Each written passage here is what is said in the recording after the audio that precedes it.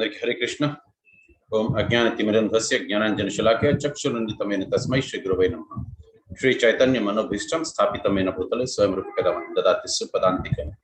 హే కృష్ణ కరుణా సింధు దీనబంధు జగత్పతి గోపేష్ గోపికాంత రాధాకాంత నమస్కృత కర్త కంచన గౌరాంగి రాధే వృందావనేశ్వరి వృషభానుసుతే దేవి ప్రణమామి హరిప్రియ. వాంఛాకల్పతరుభ్యశ్చ కృపా సింధుభ్య ఏవ చ పతితానాం పావనేభ్యో వైష్ణవేభ్యో నమో నమః. नमः ओं विष्णुपादाय कृष्ण प्रेष्ठाय भूतले श्रीमते जयपताका स्वामी नीति नामनी नमो आचार्य पादाय निताय प्रदाय गौरवता दामदाय नगर ग्रामतार. नमः ओं विष्णुपादाय कृष्ण प्रेष्ठाय भूतले श्रीमते भक्ति वेदांत स्वामी नीति नामनी नमस्ते सरस्वती देवी गौरवाणी प्रचारिणे निर्विशेष शून्यवादी पाश्चात्य देशताय. श्री कृष्ण चैतन्य प्रभु नित्यानंद श्री अद्वैत गदाधर श्रीवासादि गौर भक्तवृंद.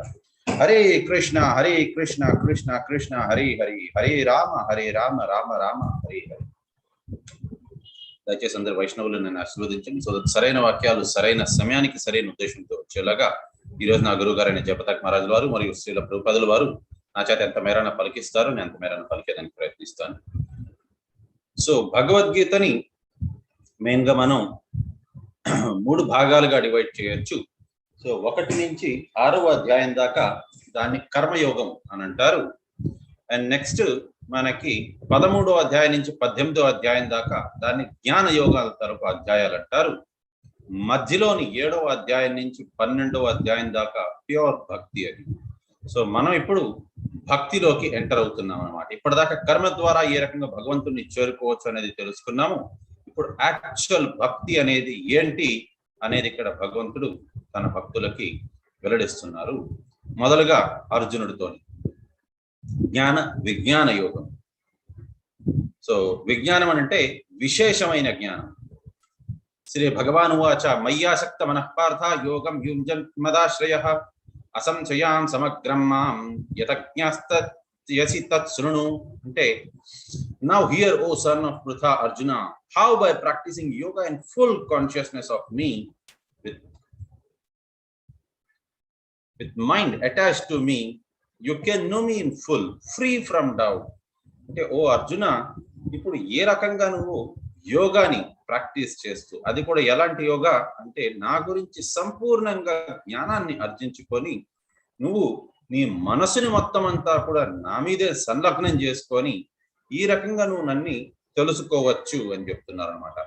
Now I shall now declare you unto you in full this knowledge, both phenomenal and nominal. Phenomenal అంటే అద్భుతమైనది, nominal అంటే భక్తియుక్తమైనది. అన్ని కూడా నీకు ఇప్పుడు చెప్పబోతున్నాను అర్జున అని అన్నారు. By knowing which there shall be nothing remaining further to be known. ఇది తెలుసుకున్నాక ఇంకా నీకు తెలుసుకోవాల్సినదంటూ ఇంకేదీ లేదు అని అంటున్నారు. ఏంటది అనేది చూద్దాం. మనుష్యానాం సహస్రేషు కశ్చిత్ యతతి సిద్ధయే యథాతమపి సిద్ధానాం కశ్చిత్ మాం వేత్తి తత్వతః. అంటే మనుష్యానాం సహస్రేషు అంటే కొన్ని వేల మంది భగవంతుణ్ణి ఇది చేస్తే ఎవరో ఒకరికి మాత్రమే భగవంతుడు అర్థమవుతారు, తెలుసుకోగలుస్తారు కొద్దిగైనా. కానీ ఆ తెలుసుకున్న వాళ్ళలోంచి చాలా మంది ప్రయత్నిస్తే కూడా ఎవరో ఒకరు పరిపూర్ణంగా భగవంతుడిని అర్థం చేసుకోగలరు అనేసరి. సో అంతేకాదు, భూమిరపు నలో వాయువు ఖం మనోబుద్ధిరేవచ అహంకార ఇతియమ్మే భిన్న ప్రకృతి అష్టద. అంటే ఈ భిన్న ప్రకృతి అష్టద, భగవంతుని తలకు ఈ ప్రకృతి భిన్న ప్రకృతి గాని అది నూన్యమైన శక్తి భగవంతుడిది ఈ 8 అని అంటున్నారు. ఏంటి ఆ 8 అని అంటే భూమి, అపో, నలో, వాయు, ఖం, మనో, బుద్ధి అనేసి అంటున్నారు అనమాట. అంటే భూమి, జలము, అగ్ని, వాయు, ఆకాశము, మనసు, బుద్ధి, మిథ్యా అహంకారము, ఇవన్నీ కలుపుకుంటే భగవంతుడి తలకు ఇది అంటే ఆ భిన్న ప్రకృతి అనేసి చెప్తున్నారు ఇక్కడ భగవంతుడు. బిసైడ్స్ దిస్ ఇన్ఫీరియర్ నేచర్, ఈ న్యూన్యమైన శక్తి కాకుండా ఓ అర్జున దానికి ఒక పరాశక్తి కూడా ఒకటి ఉన్నది. అది ఎవరు అని అంటే మనుషులే, అంటే జీవరాశులందరూ కూడా వారు ఈ దీనికంటే కూడా ఉత్తములు అనేసని పరాశక్తి వాళ్ళు అంటున్నారనమాట. కాబట్టి వారందరూ కూడా ఈ 8 కూడా ఎలా వాడుకోవాలో తెలియకుండా వాళ్ళు సతమతం అయిపోతున్నారు అర్జున అనేసి అని చెప్తున్నారనమాట. సో ఎందుకు సతమతం అవుతున్నారు అని అంటే భిన్న ప్రకృతి ఇది. భిన్న ప్రకృతిని వాళ్ళ స్వలాభం కోసం అనేసని వారు వాడుకుంటున్నారు. ఈ రకంగా వాళ్ళు జన్మ మృత్యు జర వ్యాధి చక్రంలోనే చిక్కుకుపోయి ఉంటున్నారు. వారు ముందుకెళ్ళలేకపోతున్నారు. కాబట్టి ఇది చాలా చాలా దయనీయకరమైన స్థితి అనేసి అని చెప్తున్నారు భగవంతుడు. O conqueror of wealth, O Dhananjaya, there is no truth superior to me. నాకంటే కూడా పరమ సత్యం ఇంకోటి లేదు అనేసని భగవంతుడు ఇక్కడ చెప్తున్నారు. Everything rests upon me as pearls are strung on a thread. So ప్రతి ఒక్కటి కూడా నా నుంచే వస్తుంది. ఏ రకంగా అయితే ముత్యాల హారంలోని ఆ దారం అన్ని ముత్యాలని పట్టుకొని ఉంటుందో ఆ రకంగా నేనున్నాను అనేసని. ప్రతి ఒక్క లోకం అంతటికి కూడా భగవంతుడే, కృష్ణుడే సూత్రధారి అనేసి చెప్తున్నారనమాట. మనకి ముత్యాల హారం చూస్తే ఎంతో అందంగా ఉన్నది ముత్యాల హారం అనుకుంటాము. కాకపోతే మనం తెలుసుకోవాల్సిన విషయం ఒకటి ఏంటి అని అంటే, ఆ ముత్యాలన్నీ కూడా ఒక మాలలో ఉన్నది అని అంటే దాని లోపల ఒక దారం ఉన్నది. అది ఆ మాలనంతా కూడా అన్ని ముత్యాలని కూడా దాని లింకులో అనేది పెడుతోంది అనేసి. కానీ మనకు ఆ దారం బయట ఎక్కడా కనిపించదు, ముత్యాలు మాత్రమే కనిపిస్తాయి, అందమైన ముత్యాలు. కానీ వాటన్నిటినీ ఒకదాని పక్కన ఒకటి అరేంజ్ చేసేది ఎవరు అంటే ఆ దారం. ఈ రకంగానే ఆ పరమ సత్యం భగవంతుడు, తనే సూత్రధారి అనమాట అన్నిటికీ కూడా. మనందరినీ కూడా, అన్ని లోకాలని కూడా అతనే ఆ ఇది ముత్యాలకి దారం ఏ రకంగా ఉంటుందో హారంలోని, ఆ రకంగా భగవంతుడే అన్నిటినీ కూడా దాని దారిలో పెట్టుంచుతున్నారు అని అంటున్నారు అనమాట. Of all that is material and all that is spiritual in this world, know that for certain that I am both its origin and dissolution. ఏదైనా సరే కూడా మనకి ఆధ్యాత్మిక ప్రపంచం కావచ్చు, లేక భౌతికమైన ప్రపంచం కావచ్చు, అన్నిటికీ కూడా తెలుసుకో అర్జున, నేనే దానికి సృజన మరియు ప్రళయం కూడా నేనే, నా వల్లనే వాటికి కూడా వస్తుంది అనేసని కృష్ణుడు ఇక్కడ చెప్తున్నారు. రసోహం అప్సు కౌంతేయ ప్రభాస్మి శశిశూరయో పనవ సర్వ వేదేషు శబ్ద హే పౌరుషం నృషు. అంటే ఇక్కడ భగవంతుడు చెప్తున్నారు, ఇక్కడ భగవంతుడు నీళ్లలోని ఆ రుచిని నేను అనేసి చెప్తున్నారు. అలాగే సూర్యుడు మరియు చంద్రుల్లోని ఆ కాంతిని నేను, ప్రణవ మంత్రాల్లోని ఓంకారాన్ని, ఇంకా ఆకాశంలోని శబ్దాన్ని కూడా నేనే అనేసని ఇక్కడ భగవంతుడు చెప్తున్నారు. ఈ రకంగా భగవంతుడు దేంట్లోని ఏది అనే వాటి గురించి ఇక్కడ చెప్తున్నారనమాట. All states of being, be they of goodness, passion or ignorance, are manifested by my energy. So సత్వగుణం కానీ, రజోగుణం కానీ, తమో గుణం కానీ, ఏ గుణమైనా కానీ అవంతా కూడా భగవంతుడి శక్తి వల్లనే అవంతా కూడా వస్తోంది అని అంటున్నారనమాట. I'm in one sense everything, వాసుదేవ సర్వమితి అనేసని. భగవంతుడు కృష్ణుడే సర్వస్వము అనేసని చెప్తున్నారు. But I'm independent, I'm not under the modes of this material nature.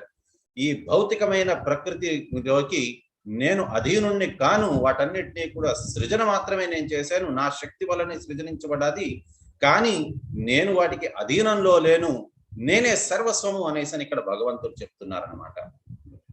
So త్రిగుణాలకి మనం అధీనులం, కానీ భగవంతుడు వాటన్నిటికీ అతీతుడు. Deluded by the three material modes of nature, passion, goodness and ignorance, the whole world does not know me, who am above the modes and inexhaustible. So అందరూ కూడా, ప్రతి జీవరాశి కూడా ఈ మూడు త్రిగుణాలకి లోబడి ఉన్నవారే.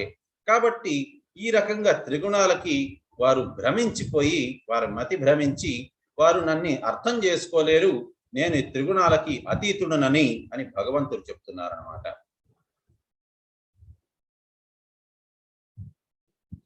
దైవీ హేష గుణమయీ మమ మాయా దురత్యయ మాం ఏవ ఏ ప్రపద్యంతే మాయాంతరానితే. అంటే ఇక్కడ భగవంతుడు చెప్తున్నారు, దైవీ హేష గుణమయి మమ మాయా దురత్యయ. అంటే అర్థం చేసుకో, ఈ మాయ అనేది కూడా నా యొక్క శక్తే, కాకపోతే మమ మాయా దురత్యయ, ఈ మాయని దాటడం అనేది అసంభవము అనేసి అని అంటున్నారనమాట. అందుకోసమనే ప్రతి ఒక్కరు గొప్ప గొప్ప ఋషులు, మునులు వారంతా కూడా మన ప్రపంచాన్ని, మన లోకాన్ని భవమహాసాగరం అని చెప్తారనమాట. అందుకోసమే మనకి గోపన్న గారు అనగా శ్రీరామదాసు గారు కీర్తనలో పాడారు, నా తరమా భవ సాగర మీదను నలినదలే క్షణ రామా, ఏ తీరుగా నను దయ చూపెదవో విలవంశోత్తమ రామ అనేసని. అంటే ఈ భవసాగరం నా వల్ల ఇదే దానికి అవుతుందా స్వామి, నేను ఈదలేను, మీరే నన్ను కాపాడాలి అని అంటున్నారనమాట. అలాంటిది భవసాగరం ఇది. దీని నుంచి బయటపడడం అసంభవం, అసలు ఎవరి వల్ల కాదది. కాకపోతే మామేవాయే ప్రపద్యంతే, నన్ని మాత్రమే ఎవరైతే శరణాగతి పొందుతారో, ఏవా అంటే నన్ని మాత్రమే ఎవరైతే శరణం పొందుతారో, మాయా ఏతాంతరానితే, వాళ్ళని చాలా చాలా సునాయాసంగా నేను దాటిచ్చేస్తాను ఈ లోకం నుంచి అని అంటున్నారు. దీన్ని బట్టి మనం అర్థం చేసుకోవాల్సింది ఏంటి అని అంటే, మనకి ఈ జన్మ మృత్యు జర వ్యాధి అనే చక్రం నుంచి, ఈ భవమహాసాగరం నుంచి మనకి విముక్తి ఎవరు తేగలరు అంటే కేవలం కృష్ణుడు లేక విష్ణువు మాత్రమే తేగలరు. చాలా మంది ఏమనుకుంటారంటే శివుడు కూడా ఇస్తారు, పార్వతీదేవి కూడా ఇవ్వగలరు, అమ్మవారు ఇవ్వగలరు, వినాయకుడు ఇవ్వగలరు అని. ఇంకెవ్వరు ఇవ్వలేరు. కేవలం కృష్ణుడు మాత్రమే ఇవ్వగలరు. ఇంకెవ్వరికి అది సాధ్యం కాదు మోక్షం ఇచ్చేదానికి. వారి లోకానికి తీసుకెళ్ళగలరు, కానీ అక్కడ కూడా మళ్ళీ జన్మ మృత్యు జర వ్యాధి అనేది ఉంటుందన్నమాట. మనకి ఇన్ఫాక్ట్ దీని గురించి మనకి శ్రీమద్ భాగవతంలో కూడా ఒక శ్లోకం చెప్పుకున్నారు.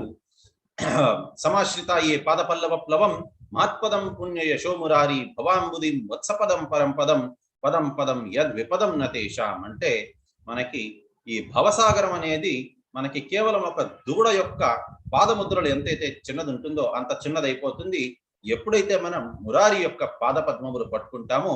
కాబట్టి మీకేది కావాలి?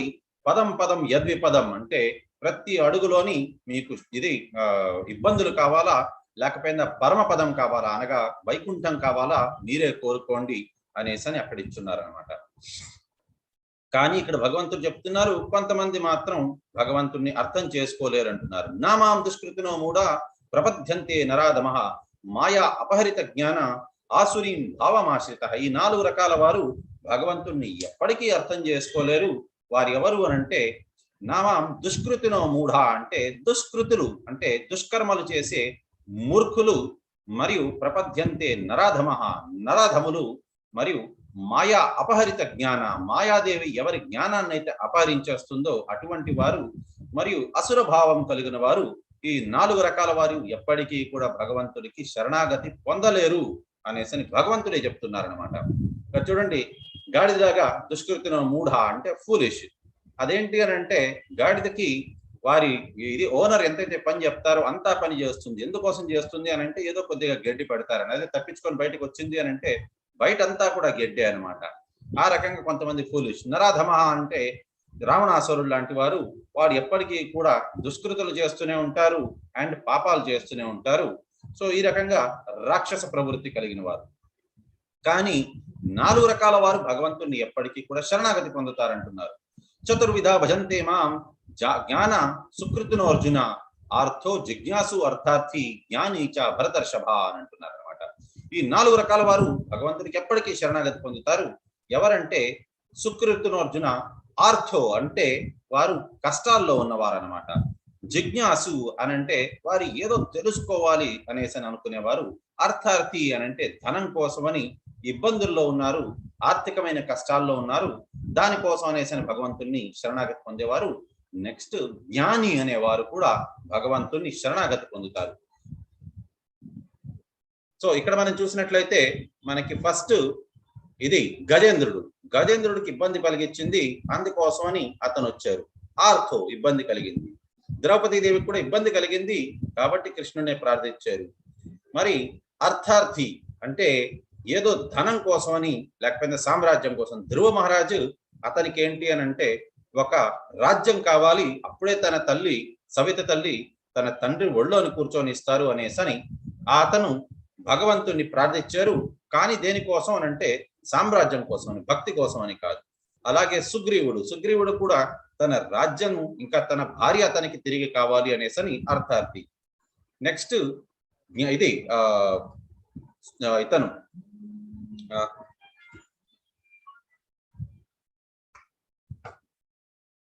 జిజ్ఞాసు, పరీక్షిత్ మహారాజ్ జిజ్ఞాసు అనమాట. అతనికి ఇంకో వారం రోజుల్లో అతను చనిపోబోతున్నారని తెలిసి అతను ఇతని దగ్గరికి వచ్చారు, సుఖదేవ్ గోస్వామి మహారాజ్ దగ్గర తెలుసుకుందాము అనేసి. నెక్స్ట్ అలాగే నైమచారణ్యంలోని ఆ అడవిలో నుండే ఋషులు మునులు కూడా అలాగే జిజ్ఞాసు.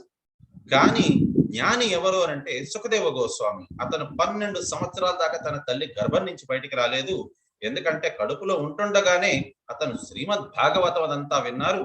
వినిన తర్వాత అతను చెప్పారు, నేను బయటకు వచ్చానంటే మాయాదేవి నన్ను నా మీద ఆవహించేస్తారు, కాబట్టి నేను బయటికి రాను అని అంటే తన తండ్రి గారైన వ్యాస మహర్షి ఎన్నిసార్లు చెప్పినా కూడా రాలేదు. ఆఖరికి కృష్ణుడు వచ్చి అతనికి ఒక ఇది ఇచ్చారు, భరోసా ఇచ్చారు, నువ్వు బయటకు రానైనా నీకు మాయాదేవి నిన్ను టచ్ చేయకుండా నేను చూస్తాను అనేసి చెప్పారు.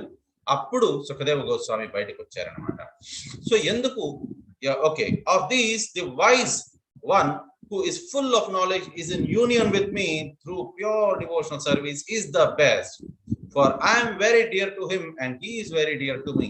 సో ఈ 4 రకాల వారు అర్థో అర్థార్థి జిజ్ఞాసు జ్ఞాని వీళ్ళందరిలో కంటే కూడా నాకు జ్ఞాని అనంటే నాకు చాలా ఇష్టము. వారిలో నేనే ఉంటాను ఎప్పుడు, నాలో కూడా వారు ఉంటారు ఎప్పుడు కూడా అని అంటున్నారు. ఎందుకు ఓన్లీ జ్ఞానినే ఎంచుకున్నారు అని అంటే ఆర్థో అనే వారికి వారు కూడా శారీరకంగానే అంటే భౌతికంగానే వాళ్ళు ఆలోచిస్తున్నారు. అలాగే అర్థార్థి వారు కూడా భౌతికమైన లోభం కోసం అనేసని వారు ఆలోచిస్తున్నారు, డబ్బులు లేవనేసని. సరే ఓకే మంచిదే, కానీ ఈవెన్ జిజ్ఞాసు వారికి కూడా ఏంటి అని అంటే భౌతికమైన దీంట్లోనే వాళ్ళు ఆలోచిస్తున్నారు. కానీ జ్ఞాని అనేవాడు ఏంటి అని అంటే భగవంతుడి గురించి సంపూర్ణంగా తెలుసుకొని శరణాగతి పొందుతారు. మనం శరణాగతి పొందడం అనేది మంచిదే, కానీ మనం తెలుసుకొని భగవంతుడి గురించి సంపూర్ణంగా అప్పుడు శరణాగతి పొందేమనంటే అప్పుడు నిజమైన భక్తి మనలోకి వస్తుంది. కాబట్టే ఈ భగవద్గీత అందరినీ చదవమని చెప్తున్నది. బహునాం జన్మనామంతే జ్ఞానామాం ప్రపద్యతే వాసుదేవ సర్వమితి సమహాత్మ సుదుర్లభ. ఎన్నో ఎన్నో ఎన్నో ఎన్నో జన్మలుగా వారు పరితపిస్తే అప్పుడు ఈ రకంగా జ్ఞానాన్ని అర్జించుకుంటూ ఉంటే అప్పుడు కొంతమంది నన్ని ప్రపద్యతే అంటే నాకు శరణాగతి పొందుతారు అనేసి చెప్తున్నారనమాట. ఎన్నో ఎన్నో జన్మలుగా వారికి ఈ రకంగా భగవంతుడి పట్ల జ్ఞానాన్ని అర్జించుకుంటూ ఉంటేనే వారు భగవంతుడికి శరణాగతి పొందగలరు. వారు శరణాగతి పొంది ఏం తెలుసుకుంటారు అంటే వాసుదేవ సర్వమితి, కృష్ణుడే సర్వస్వము అనేసరి పరిపూర్ణ శరణాగతి పొందుతారు. అలాంటి నిజంగానే అటువంటి మహాత్ములు చాలా చాలా సుదుర్లభము అనేసి చెప్తున్నారు ఇక్కడ భగవంతుడు. Those whose minds are distorted by material desires surrender unto demigods. ఎవరికైతే వారి మానసికంగా వారు ఏదో ఏదో ఆలోచనలతో ఉంటారో వారంతా దేవీ దేవతలకే శరణాగతి పొందుతారు అని అంటున్నారనమాట. And follow a particular rules and regulations of worship according to their own natures. వారు వారికి ఏ రకమైన కోరికలు ఉంటాయో దాన్ని బట్టి వారు అనుగుణంగా వారి కోరికలకు అనుగుణంగా వారు దేవీ దేవతలకి ఆ దేవీ దేవతలకి అంటే ధనం కావాలి అని అంటే లక్ష్మీదేవికి, చదువు కావాలంటే సరస్వతి దేవికి, లేకపోయింది ఇంకేదైనా విఘ్నాలు ఏవి కలిగించకూడదనంటే వినాయకుడికి, ఆ రకంగా ఒక్కొక్క దేవీ దేవతకి వాళ్ళు శరణాగతి పొందుతారు అనేసని. I'm in everyone's heart as a super soul. నేను ప్రతి ఒక్కరి హృదయంలోనే ఉంటాను, నేను ఒక పరమాత్మ స్వరూపుడు లాగా అని చెప్తున్నారు భగవంతుడు. As soon as one desires to worship the demigods, ఎప్పుడైతే వారు అనుకుంటారో నిశ్చయించుకుంటారో వారు ఆ దేవి గాని దేవతకి గాని వారు శరణాగతి పొందాలని, అప్పుడు I make his faith steady so that he can devote himself to some particular deity. So అప్పుడు భగవంతుడు చెప్తున్నారు అతనే పరమాత్మ స్వరూపుడయ్యి వారిలోకి ఆ సంకల్ప బలాన్ని, ఆ సంకల్ప శక్తిని కూడా తీసుకొని వస్తారు. సరే నీకు ఆ దేవి దేవతను కొలుచుకోవాలి కదా, సరే వెళ్ళు కొలుచుకో అనేసని వారికి ఆ శక్తిని కూడా ఆ ఇది కూడా దృఢ నిశ్చయాన్ని కూడా ఆ దేవి దేవతల పట్ల భగవంతుడే ఇస్తారు అని అంటున్నారు అనమాట. Endowed with such faith, he seeks favor of a particular demigod and obtains his desires. ఈ రకంగా వారికి నేను ఆ శ్రద్ధని ప్రసాదించిన తర్వాత వారేంటి అని అంటే ఆ దేవీ దేవతకి శరణాగతి పొందుతారు. వారు కోరుకున్నదేదో వారికి దొరుకుతుంది, లభిస్తుంది. But in actuality these benefits are bestowed by me alone. కాకపోతే ఒకటి అర్థం చేసుకో అర్జున, ఈ దేవీ దేవతలు ఏదైతే వారి కోరికల వర్షాన్ని వారి మీద కురిపిస్తున్నారో అది ఈ దేవీ దేవతలు వారి సొంతంగా చేసుకునేది కాదు. ఆ దేవీ దేవతలకు శక్తి ఇచ్చినది కూడా నా వల్ల మాత్రమే అనేసి చెప్తున్నారు. అంటే దీన్ని బట్టి ఏం అర్థం అవుతుందనంటే కృష్ణుడు దేవాది దేవుడు అనేసని. అన్ని దేవీ దేవతలకి కూడా ఆ శక్తిని ఎవరు ప్రసాదిస్తున్నారు అంటే కృష్ణుడే ప్రసాదిస్తున్నారు అనేసి అని చెప్తున్నారు. అంతేకాదు ఇక్కడ చాలా పెద్ద స్టేట్మెంట్ ఇచ్చారు. Men of small intelligence worship the demigods. తెలివి తక్కువ ఉండేవారు మాత్రమే దేవీ దేవతల్ని పూజిస్తారు అని అంటున్నారు అనమాట. And their fruits are limited and temporary. వారికి దాని వల్ల వచ్చిన ఫలితం అనేది అది ఎక్కువ కాలం దాకా ఉండేది కాదు, తాత్కాలికమైనది కూడా అనేసి అంటున్నారు అనమాట. Those who worship the demigods go to the planets of the demigods.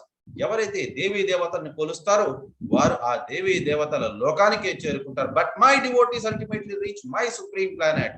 కానీ నా భక్తులు మాత్రం నా లోకానికే చేరుకుంటారు అని చెప్తున్నారు. ఇది నేను కాదు చెప్పేది, కృష్ణుడు చెప్తున్నారు. ఇది unintelligent men who know me not think that I have assumed this form and personality. తెలివి తక్కువ వారు, వారికి జ్ఞానం లేని వారు వారేమనుకుంటారు అని అంటే నేను ఈ రూపానికి నేను ఏదో ధరించాను అని అనుకుంటారు. Due to their small knowledge they do not know my higher nature which is changeless and supreme. వారి తెలివి తక్కువతనం వల్ల, జ్ఞానం లేని దాని వల్ల వారికి తెలియదు కృష్ణుడు అతను దేవాది దేవుడు అనే విషయంని అనేసి చెప్తున్నారు అనమాట. ఇంకా చెప్తున్నారు, I'm never manifest to the pool and unintelligent. తెలివి తక్కువ వారు, ఈ రకంగా ఎవరైతే తెలివి తక్కువ వారు ఉంటారో వారికి మాత్రం నేను ఎప్పటికీ వారికి నేను కనిపించను నేను అనేసి అంటున్నా. For them I'm covered by my eternal creative potency Yogamaya. అటువంటి వారికి ఎప్పటికీ నా యోగమాయ ద్వారా నేను ఇది ఆవృతం అయిపోయి ఉంటాను, వారికి నేను కనిపించను అని అంటున్నారు. And so the deluded world knows me not who am unborn and infallible. కాబట్టి ఈ రకంగా భౌతిక ప్రపంచంలోని ఎవరైతే చుట్టుముట్టుకుంటున్నారో వారు తప్పిపోయి ఉన్నారో వాళ్ళకి నేను ఎప్పటికీ కూడా కనిపించను అనేసి అంటున్నారు అనమాట. ఓ Arjuna, as the supreme personality of Godhead, I know everything that has happened in the past and that is everything that is happening in the present and all things that are yet to come. నేను త్రికాల జ్ఞానిని ఓ అర్జున అనేసి చెప్తున్నారు. I also know all living entities. నాకు అందరు ప్రతి ఒక్క జీవరాశి నాకు తెలుసు. వారు ఏం ఆలోచిస్తున్నారు, మనం నిజంగా చెప్పాలంటే మనం ఏం ఆలోచిస్తున్నామో మనకే తెలిసే కంటే ముందే భగవంతుడికి తెలిసిపోతుంది. But me no one knows. కానీ భగవంతుడిని అర్థం చేసుకోవడం అనేది చాలా చాలా కష్టము అని అంటున్నారు అనమాట. ఏషాంతి అంతగతం పాపం జ్ఞానం పుణ్యకర్మణం ఏ ద్వంద్వ మోహ నిర్ముక్త భజంతే మాం దృఢావృత. ఇంతకు ముందే నేను చెప్పాను, ఈ వర్డ్ అనేది మళ్ళీ మళ్ళీ వస్తుంది, దృఢావృత అనేది. సో ఈసారి వచ్చింది చూడండి, భజంతే మాం దృఢావృత, persons who have acted piously. So ఎవరైతే ఏషాం తే అంతగతం పాపం, ఎవరైతే ఎన్నో ఎన్నో జన్మలుగా పుణ్యకార్యాలు మాత్రమే చేస్తున్నారో, అండ్ ఇన్ దిస్ లైఫ్ ఈ జన్మలో కూడా వారు అకర్మ, పుణ్యకార్యం కూడా కాదు అకర్మ అనేది చేస్తుంటారు. Who sinful actions are completely eradicated. ఎవరైతే పాపము వారిది కంప్లీట్ గా తొలగిపోయి ఉంటుందో, and who are freed from the duality of delusion. ఎవరైతే కామ్య కోరికల నుంచి, ఆ ద్వంద్వాల నుంచి విముక్తి ఉంటారో, engage themselves in my service with determination. అటువంటి వారు దృఢ నిశ్చయంతో భగవంతుని పాద పద్మములు పట్టుకొని భగవంతుడికి సేవాభావంతో వారు భక్తియుక్త సేవని చేసుకుంటారు అంటున్నారు. శ్రీల ప్రభుపాదుల వారిలాగా, లేకపోయిందా ఆంజనేయ స్వామి లాగా, లేకపోయిందా మనకి ఇది ప్రహ్లాద్ మహారాజ్ లాగా అనమాట. వారికి దృఢ నిశ్చయం భగవంతుడి మీద. వారికి ఏమొస్తుంది ఏం పోతుంది అనేది ఎప్పుడూ కూడా ఆలోచించలేదు. Those who know me as the Supreme Lord, as the governing principle of the material manifestation, who know me as the one underlying all the demigods and as the one sustaining all sacrifices, can with steadfast mind understand, know me even at the time of death. చనిపోయేటప్పుడు కూడా ఎవరైతే నన్ను ఈ రకంగా గుర్తు పెట్టుకుంటారో, ఎవరైతే తెలుసుకుంటారో నేనే దేవాది దేవుణ్ణని ఎవరైతే తెలుసుకుంటారో, అన్నిటికీ కూడా శక్తి ప్రదాత నేనే ఎవరికైతే తెలుసుకుంటారో అన్ని యజ్ఞాలకి కూడా యజ్ఞ పురుషుణ్ణి నేనే అనేసి కృష్ణుడు చెప్తున్నారు. అటువంటి వారికి మాత్రమే వారు చనిపోయేటప్పుడు, శరీరం విడిచిపెట్టేటప్పుడు కూడా వారు నన్ను గుర్తు పెట్టుకోగలరు అనేసి చెప్తున్నారు అనమాట. సో ఇక్కడతోని మనకి ఈ అధ్యాయం పూర్తయింది. సో ఎవరికైనా ఏదైనా డౌట్స్ ఉంటే ఒక 10 minutes మనం స్పెండ్ చేద్దాం.